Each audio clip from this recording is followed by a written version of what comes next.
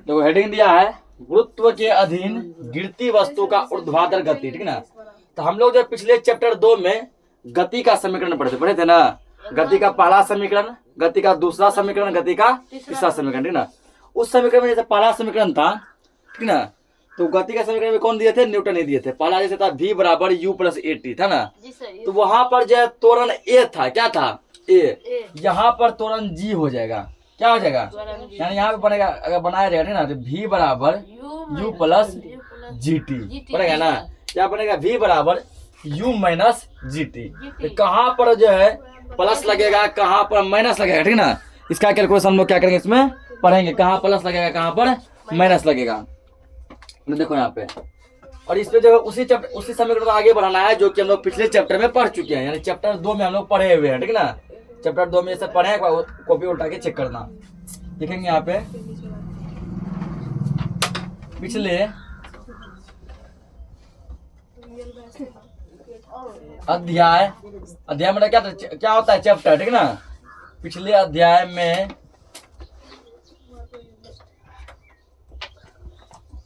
हम लोगों ने गति के समीकरण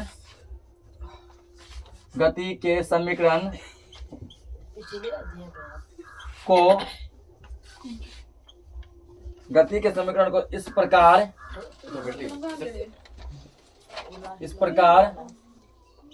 देखा है। पिछला चैप्टर में जब हम लोग गति का समीकरण पढ़े हैं, ठीक ना, तो वो कुछ इस प्रकार पढ़े हैं जो कि नीचे हम लोग लिखने वाले हैं। तो गति का जो पहला समीकरण था, गति का पहला समीकरण था v बराबर u प्लस ए टी, ये गति का पहला समीकरण, ठीक है ना। तो गति का दूसरा समीकरण था s बराबर U T plus half A T square, ठीक है। 1/2 को हाफ बोलेंगे, ठीक है ना।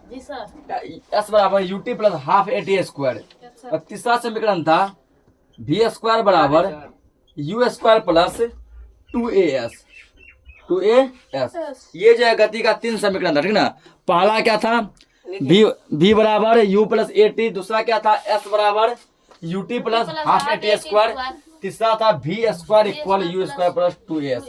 ये हम लोग पढ़ चुके हैं, ठीक ना। पढ़े ही नहीं बल्कि इसको प्रूफ भी किया है ना, कैसे निकालना है, ये सब चैप्टर 2 में पढ़ चुके हैं। ठीक है, इस अध्याय में क्या करना है, ठीक ना, इस समीकरण को और किस रूप में लिख सकते हैं, क्योंकि यहाँ पर जो त्वरण का मान a नहीं है, त्वरण क्या है? g है ना। ये त्वरण नॉर्मल त्वरण a, लेकिन इस चैप्टर में जो हम लोग पढ़ रहे वो पढ़े गुरुत्वीय त्वरण, पढ़ रहे ना, गुरुत्वीय त्वरण g। तो यानी यदि g का मान रख दिया जाए यहाँ पर, तो ये समीकरण किस प्रकार से बनेगा, लिखना है। जब वस्तु के गुरुत्व के अधीन, ये उतारना है,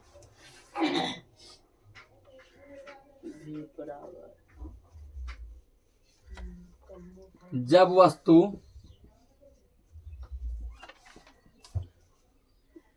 गुरुत्व के अधीन ऊपर जाती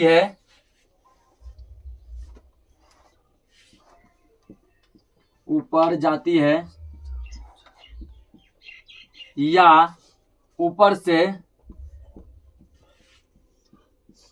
से नीचे गिरती है,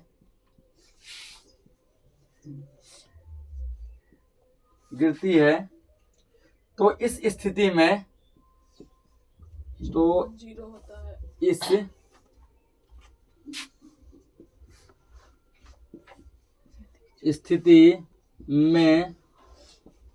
त्वरण A बराबर गुरुत्वीय त्वरण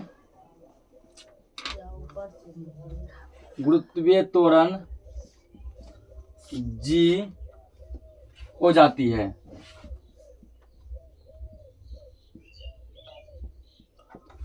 तो यदि कोई चीज पृथ्वी के सतह पर गति करेगा, नहीं पृथ्वी की सतह पर चलेगा, उसमें त्वरण a लगता है, क्या लगता है? a। लेकिन जब वही चीजों को अगर ऊपर की ओर फेंका जाता है या ऊपर से नीचे गिराया जाता है, तो वहां त्वरण a नहीं लगता है, गुरुत्वीय त्वरण लगता है ना। क्योंकि त्वरण काम नहीं करता, क्या काम करता है? गुरुत्वीय त्वरण, जिसको किससे लिखते हैं? g से। और ये त्वरण, गुरुत्वीय त्वरण यानी a और g दोनों ही आपस में बराबर होता है। दोनों आपस में क्या होता है? बराबर होता है, ठीक है ना।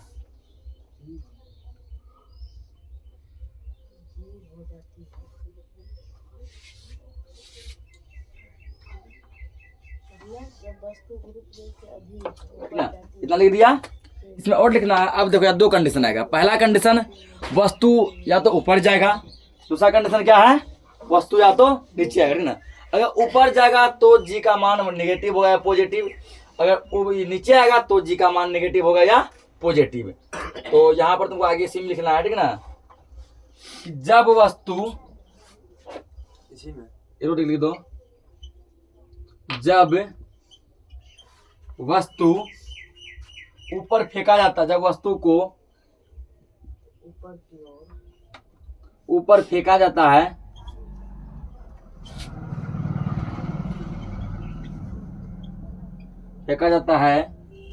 तो त्वरण गुरुत्वीय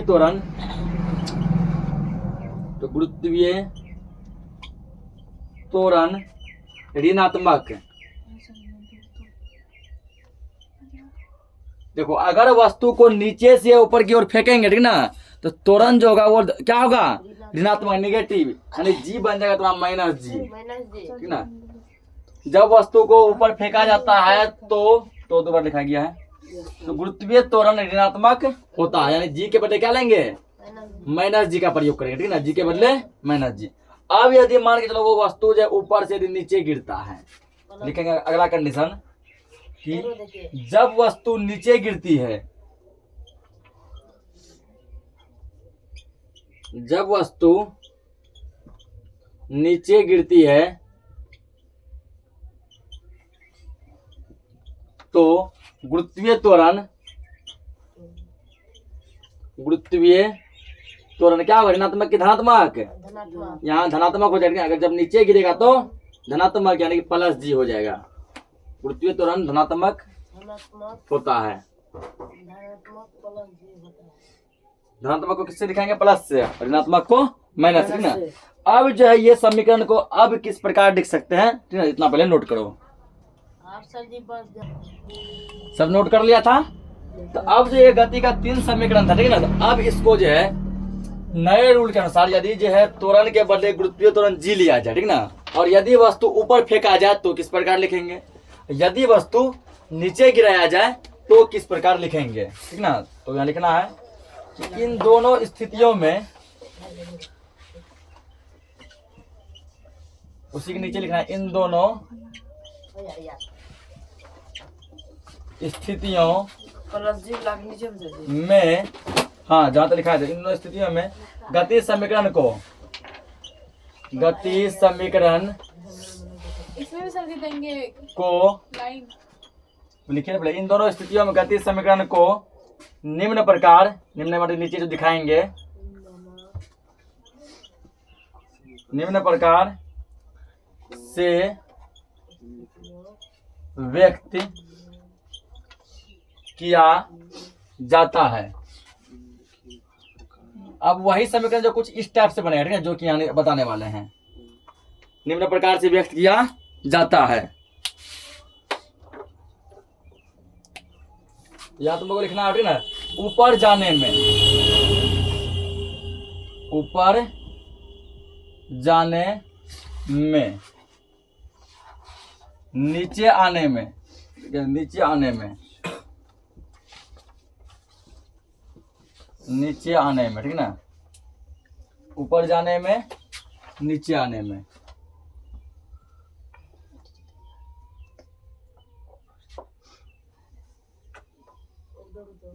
देखो यहाँ पे अब तो ऊपर जाने में इसको एरो ऐसे दिखा दो, ऊपर ये ऊपर की ओर जा रहा है, हाँ। नीचे को यहाँ ऐसे दिखा दो, कहाँ आ रहा है, नीचे की ओर आ रहा है, ठीक ना। तो अब जो यहाँ पर जो है गति का जो पहला समीकरण था वो क्या था, गति का पहला समीकरण था v बराबर u प्लस ए टी, ये था ना, v बराबर u प्लस ए टी। और क्या पता है, a के बदले यहाँ क्या हो जाएगा, a के बदले g होगा, जी टी लिख दिए, a के बदले क्या है जी।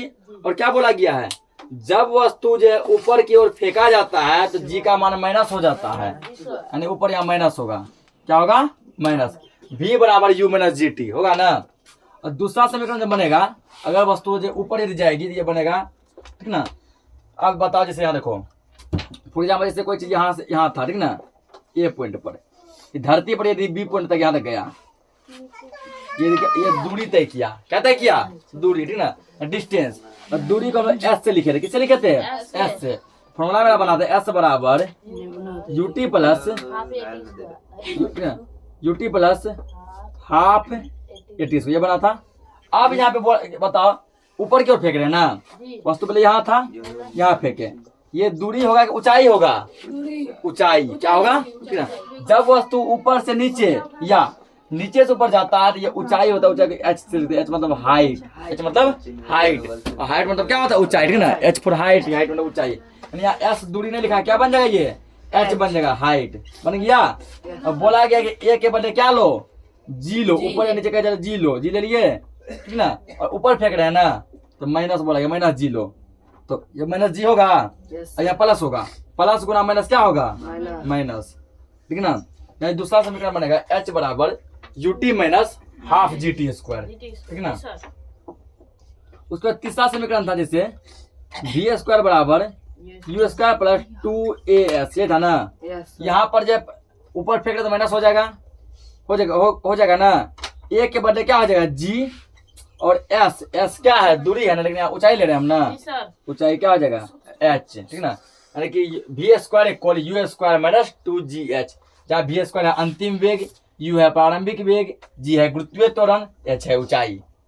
इसी प्रकार यहाँ पे ये भी बन जाएगा नीचे की ओर आने पर ना, खाली इसको क्या कर दो, प्लस कर दो, v बराबर u plus G T, h बराबर U T plus 1/2 half G T square. तो तीसरा बनेगा v स्क्वायर बराबर ux स्क्वायर प्लस 2gh, ठीक ना। तो ये यहाँ पे क्या हो गया, खत्म हो गया। अब इस पर आधारित जो, चलो कुछ क्वेश्चन देखते हैं, कुछ लोग प्रश्न देखेंगे न्यूमेरिकल, इसको नोट करो पहले। देखो यहाँ आगे एक न्यूमेरिकल यहाँ लिए हैं, क्वेश्चन दिया है, एक वस्तु को 19.6 मीटर प्रति सेकेंड के वेग से ऊपर फेंका जाता है। तो दो क्वेश्चन में दिया है, 1 सेकेंड के बाद, ठीक ना, इसका वेग क्या होगा, और फिर 2 सेकेंड के बाद इसका वेग क्या होगा, ठीक ना। इससे पहले पता करो क्या क्या दिया गया है। तो जिस वेग से किसी भी वस्तु को ऊपर फेंका जाता है या नीचे गिराया जाता है, वह वेग होता है प्रारंभिक वेग। क्या होता है, प्रारंभिक वेग। प्रारंभिक वेग को यू से लिखते हैं, यू का मान दिया गया है ना। उसके बाद समय हमको टी दिया गया है। उसके बाद हम लोग जी का मान जानते हैं, जी का मान होता है 9.8 मीटर पर सेकंड स्क्वायर, ठीक ना। ये हम लोग निकाले थे ना। तो इतना कुछ जान रहे हैं। तो हम पूछा क्या गया कि इसका जो है इतना देर के बाद और इतना देर के बाद वेग क्या होगा, यानी कि अंतिम वेग पूछ रहा है, भी पूछ रहा है, ठीक ना। तो यू दिया है, जी दिया है, टी दिया है, भी पूछ रहा है। ऐसा लगता है गति के पहला समीकरण, लगता है ना। गति का पहला समीकरण हम लोग अभी देखे थे, यू बराबर, ठीक है, भी बराबर यू प्लस जी टी, ये देखे थे ना, भी बराबर यू प्लस जी टी। अब आराम से इस पे पुट कीजिए सबको, हल। पहले ए नंबर क्वेश्चन लो, ठीक ना। ए नंबर क्वेश्चन में देखो यहाँ पे जो है दिया गया है, क्या क्या दिया है, यू का मान दिया है, प्रारंभिक वेग कितना दिया है, 19.6 मीटर प्रति सेकेंड, ये दिया गया है। उसके बाद जो है ना, उसके बाद तो वो टी का मान दिया गया है, ये नंबर क्वेश्चन में कितना दिया गया है, 1 सेकेंड, इतना दिया है। उसके बाद हम लोग जो है जी का मान जानते हैं, ठीक ना। जी का मान निकाले तो हम लोग क्या, 9.8 मीटर प्रति सेकेंड स्क्वायर, या तो ऐसे लिखो, या प्रति नहीं देगा तो सेकेंड इनवर्स 2, ये पता था ना। ये प्रति में दिया, चलो इसको प्रति लिख देते हैं, प्रति सेकेंड स्क्वायर। अब निकालना हमको क्या है, 1 सेकेंड के बाद जो है ना इसका वेग क्या होगा, अंतिम वेग निकालना है। करें यहाँ पे, चूंकि भी बराबर you plus G T plus, अब जब ऊपर कहाँ फेंक रहे हैं, ऊपर फेंक रहे हैं ना, क्या लगेगा, माइनस। यू का मान कितना दिया गया है, यू का मान देखो तो 19.6 दिया गया है ना। तो टोटल डाटा तुम्हारे पास दिया गया, सबको डाटा यहाँ बैठा दो, यू का मान है 19.6, फिर बस ये लिखो, यूनिट बाद में लिखेंगे। जी का मान है 9.8 गुना गुना टी का मान कितना है 1, तो 19.6 माइनस 9.8 गुना 1 आएगा, कितना आएगा 9.8 होगा, घटेगा ये कितना बचेगा, 16 में से 8 गया 8 पॉइंट, यहाँ बचेगा 8, 8 में से 9 घटेगा नहीं, 18 में से 9 गया 9.8 बचेगा, ठीक ना। क्या लिखा भी निकला है ना, तो मीटर यू का है मीटर पर सेकंड, तो इसका भी यूनिट होगा मीटर प्रति सेकंड। तो क्वेश्चन नंबर ए, ठीक ना। तो क्वेश्चन नंबर बी बना अपने से। देखो यहाँ बी नंबर देखो, बी में देखो यू का मान सेम है ना, जी का मान भी क्या है सेम, बस टी का मान यहाँ बदलेगा, टी के बदले क्या आ जाएगा 2 सेकेंड आएगा। तो चूंकि भी बराबर हम क्या जानते हैं u माइनस जी टी जानते हैं, u का मान कितना दिया गया है 19.6 दिया है, माइनस जी का मान कितना जानते हैं 9.8 गुना टी का मान कितना दिया है 2, 19.6 माइनस इसको गुना कीजिएगा, दिया आएगा 19.6, 19.6 में से घटेगा क्या बचेगा 0। 0 यह दिखाता है कि वहां पर जाके ये वस्तु रुक गया। इसका मतलब यदि किसी वस्तु को 19.6 मीटर पर सेकंड से ऐसे फेंका गया, ठीक है ना, मात्र 2 सेकंड के बाद वो वस्तु वहां रुक गया पूरा, फिर वहां से गिर गया, ऐसे फेंके, ठीक है ना, यहाँ गया उसके बाद क्या हो गया, ठीक है ना, यहाँ गया रुक गया, फिर यहाँ गिरना स्टार्ट हो गया, ठीक है ना, दो बस ऐसे फेंके 2 सेकंड तक गया रुक गया, फिर नीचे गिरने लगा। 0 यही बताता है, नोट कीजिए इसको। देखो अगला क्वेश्चन दिया है, एक वस्तु को 39.2 मीटर पर सेकंड के वेग से ऊपर फेंका जाता है। तो 2 क्वेश्चन दिया है, 1 सेकंड के बाद और 2 सेकंड के बाद उसकी ऊंचाई क्या होगी, ठीक ना। अब यहाँ तक दिया क्या क्या गया है, तो जिस वेग से किसी चीज को ऊपर फेंका जाता है वो कहलाता प्रारंभिक वेग, यानी ये प्रारंभिक वेग u दिया गया है, ठीक ना। उसके बाद तुमको जो है समय दिया गया है, समय कितना दिया है 1 या 2, ठीक ना, जो दिया है, तो वो h पूछा गया है। ऐसा फॉर्मूला लगाना है जिसमें u भी हो, h भी हो और टाइम भी हो, ठीक ना।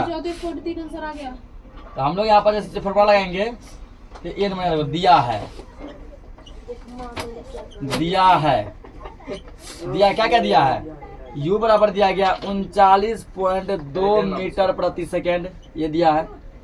t बराबर पहला में दिया गया 1 सेकेंड, ठीक ना।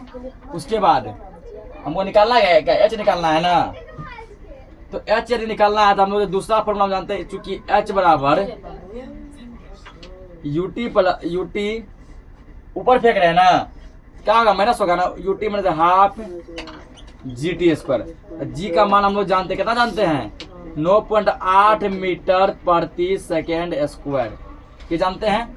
अब देखो ऊंचाई निकालेंगे, फॉर्मूला हो गया, ठीक ना, कि h बराबर ut minus half gt square. इसमें देखो सब कुछ मेरे पास दिया गया है ना, टोटल चीज दिया पुट करो।